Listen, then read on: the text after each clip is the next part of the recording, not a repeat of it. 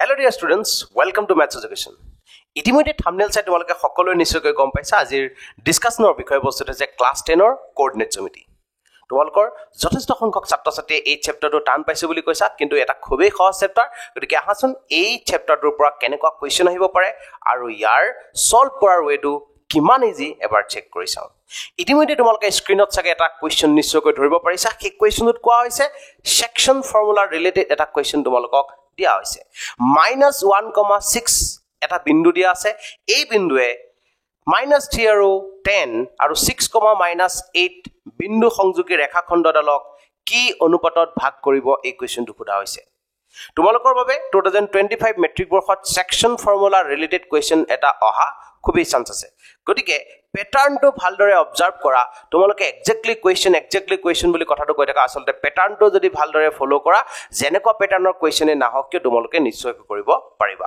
গতিকে এই কোৱেশ্চনটো আমি কেনেদৰেনো সলভ কৰিম এবাৰ তোমালোকে মনোযোগেৰে চাই লোৱা। ফাৰ্স্ট কথাটো হৈছে যে আমি ফিগাৰৰ ডাটাক নিজৰ মনৰ মাজত ভাবি লোৱাটো খুবেই প্ৰয়োজন। গতিকে চিত্ৰটো আমাৰ বাবে প্ৰয়োজন হয়। গতিকে ফাৰ্স্ট আমি কৈছো যে আমাৰ বাবে এটা লাইন সেগমেন্টৰ কথা কোৱা হৈছে। এডাল আমি লাইন সেগমেন্ট ইমাজিন কৰিছো। এই লাইন সেগমেন্টডালৰ অন্তিম বিন্দুকেইটা এটাৰ নাম দিছো এ আৰু আনটোৰ নাম দিছো বি। ইয়াৰ -3,10 আৰু আনটো হৈছে আমাৰ বাবে 6,-8 আৰু ইয়াক ডিভাইড কৰা বিন্দুটো আমি ধৰি লৈছো পি আৰু এই পি বিন্দুৰ স্থানাংকও আমাক দি দিছে -1,6। এতিয়া ঘটনাটো হৈছে যে এই পি বিন্দুটোৱে যে আমাৰ এ বি নামৰ ৰেখাখণ্ডডালক ডিভাইড কৰিলে, দুটা ভাগত ভাগ কৰিলে, এই ভাগটোটা এই ৰেশিওটো কিমান হ'ব আমাক উলিয়াব দিছে। গতিকে যেহেতু আমি ৰেশিওটো নাজানো, গতিকে ইয়াক আমি ধৰি লৈছো এইটো অংশৰ নাম দিছো এম আৰু এই অংশৰ নাম দিছো আমি n। গতিকে m:n অনুপাতত আমি ভাগ কৰিছে বুলি পোনপ্ৰথমতে ভাবি ললো। এতিয়া কোৱেশ্চনটোক আমি পুনৰ ইনফৰমেশনখিনি এবাৰ লিখিবলৈ চেষ্টা কৰিম আৰু লিখি লোৱা ইনফৰমেশনখিনিৰ পৰাই কোৱেশ্চনটো সলভ কৰিম। গতিকে চোৱা সলিউশনত মই কোনকেইটা কথাৰ ওপৰত গুৰুত্ব সহকাৰে লিখিম।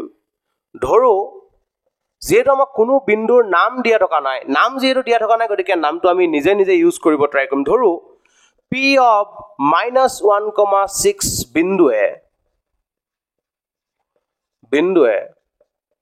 a of -3,10 আৰু b of 6,-8 বিন্দু সংযোগী ৰেখাখণ্ডক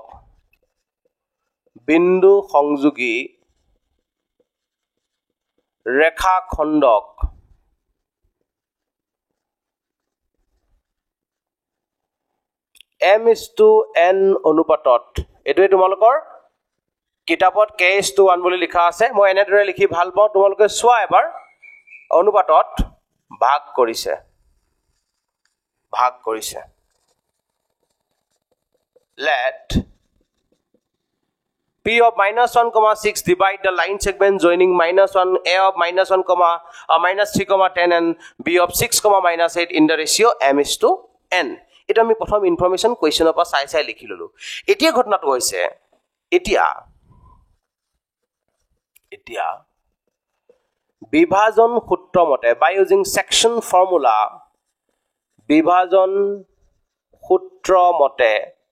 ভালদৰে মনোযোগ দি চাবা। ফৰ্মুলাটো মই লিখিছো কেনেদৰে। মাত্ৰ 3টা ফৰ্মুলা আছে তোমালোকৰ এই বুকখনত, এই এক্সাৰসাইজটোত বা এই চেপ্টাৰটোত, আৰু এই 3টা ফৰ্মুলাৰ ইউজৰ ভিতৰত এটা ইয়াত মই ইউজ কৰিব গৈ আছো। এইটো হৈছে আমাৰ বাবে সেকশন ফৰ্মুলা বা বিভাজন সূত্ৰ। মনত ৰাখিবলৈ খুবেই ইজি। মই টেকনিকটো তোমালোকক এতিয়াই দেখাই দিম, মনোযোগেৰে চাই ল'বা।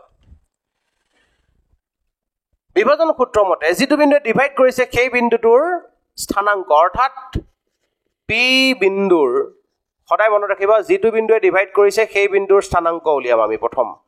পি বিন্দুৰ স্থানাংক উলিওৱা সূত্ৰটোৰ বাবে আমি ব্যৱহাৰ কৰো কি সদায় সেকশন ফৰ্মুলা।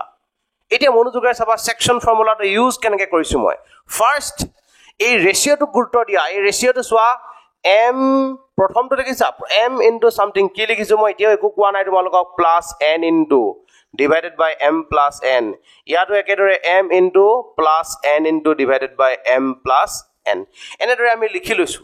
এতিয়া এই কামটোৱে তোমালোকে খুব k:1 লিখিলে তোমালোকে ইয়াক এনেদৰে ইউজ কৰিব পাৰা। গতিকে এইটোৱে বেটাৰ আমি m:n বুলি ধৰি লৈ পেলাই কৰিবলৈ মই সুবিধা পাওঁ, তোমালোকে তেনেদৰে কৰিবলৈ চেষ্টা কৰিবা।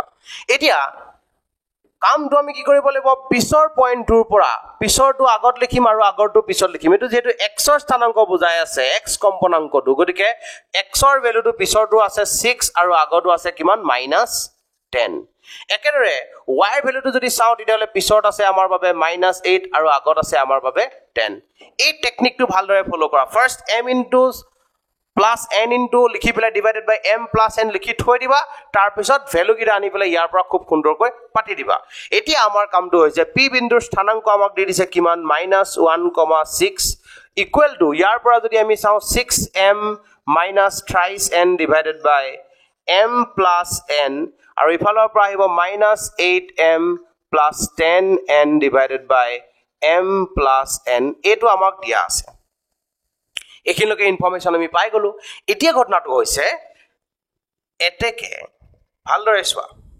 এইখিনিৰ পৰা এটো হৈছে x ৰ মান আৰু এটো হৈছে y ৰ মান এতিয়া x ৰ দুটা বিন্দু সমান ইয়াৰ অৰ্থটো কি দুটা অৰ্ডাৰড পেয়াৰ এটাৰ সৈতে আনটো যদি সমান হ'ব লগা হয় তেতিয়ালে এটা কথা সদায় মনত ৰাখিবা x ৰ কম্পোনাংক দুটা সমান হ'ব আৰু y ৰ কম্পোনাংক দুটাও সমান সমান হ'ব গতিকে হেতু যদি আমি ইউজ কৰিব বিচাৰো তেতিয়ালে আমি ক'ব পৰা হৈছো যে 6m - thrice n divided by m plus n is equal to -1 এটো হৈছে আমাৰ x কম্পোনাংক দুটাক তুলনা কৰিছো আৰু তুলনা কৰি এটা সৈতে আনটো সমান বুলি সুন্দৰকৈ বহুৱাই দিয়া হৈছে এতিয়া ঘটনাটো হৈছে ইয়াৰ পৰা তোমালোকে m আৰু n ৰ মানৰ কথা যেটো আমি পাতি আছো গতিকে 6m - thrice n ক এনেদৰে ৰাখি ললো -1 ৰ লগত ইয়াক প্ৰডাক্ট কৰিলে আমি পাম -m - n তো ফাইনালি আমি যদি চাও ইয়াত কি কৰিব পৰা হলো এতিয়া 6m + m সো m বিলাকক এক্সাইট কৰি দিছো আৰু ইফালে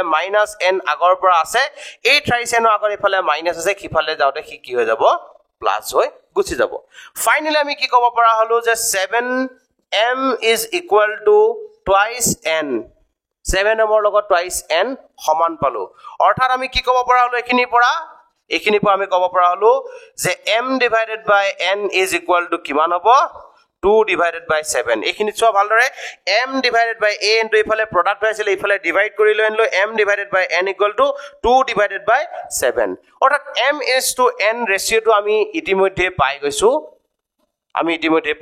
m is to n টো আমাৰ বাবে ৰেডি হল এটা ইয়াত নি পলে মই ইউজ কৰিম কত চাই এখিনি ভেৰিফিকেশন পাৰ্টটো খুবই ইম্পৰ্টেন্ট এই পাৰ্টটো তোমালোকে নকৰাকে ম্যাক্সিমামে থৈ আহা তেতিয়া কিন্তু কোনোবা শিক্ষকে ফুল মাৰ্কস নিদিব পাৰে তোমালোকে এই 3 নম্বৰ সম্পূৰ্ণ নম্বৰ পাব বাবে ভেৰিফিকেশন পাৰ্টটো তোমালোকে কৰি আহিবা এটাকে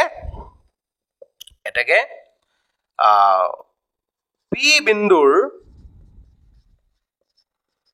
বিন্দুৰ কোটি ordinate of p এই কথাটো মনোযোগ দিছোৱা p বিন্দুৰ কোটিটো আমি জানো কিমান 6 এটি এই ভ্যালুটো m আৰু n ৰ মান কিটা ইয়াত বহুৱাই দিলে 6 উলাব লাগিব যদি উলাই তেতিয়ালে আমাৰ ৰেশিওটো উলোৱা শুদ্ধ হৈছে আৰু যদি নুলাই তেতিয়ালে আমাৰ ৰেশিওটো উলোৱা ভুল হোৱা বুজাব গতিকে এটো এপ্লাই কৰি দিবা কি হৈছে -8 into m ৰ মান আমি পাই আহিছো ওপৰত 2 plus 10 into n ৰ মান আমি পাই আহিছো 7 divided by 2 plus 7 মনোযোগ দিছোৱা m আৰু n ৰ স্থানত আমি 2 আৰু 7 বহুৱাই দি আমি ক্যালকুলেশনৰ কাম আমাৰ বাবে বাকি আছে এতিয়া এটো হ'ব আমাৰ বাবে -16 plus 70 divided by 9 ফাইনালি যদি হতক আমি মাইনাস কৰো 70 - 16 কৰিলে আমি পাম 54 divided by 9 আৰু ক্যানসেল কৰিলে কেবাৰ যাব 6 বাৰ যাব তো কি দেখিলা গৈ আমি ক্যালকুলেশন কৰি পেলে চালু দেখিলো আমাৰ এই 6 টো কিন্তু ইয়াত উলাই গৈছে তো এনেদৰে কৰা হ'ব এই কোৱেশ্চনটোৰ সমাধান মই আশা কৰিছো তোমালোকে খুব সুন্দৰকৈ বুজি পাইছা আৰু যদি বুজি নোপোৱা তেতিয়ালে কোনো ধৰণৰ দ্বিধাবোধ নকৰাকে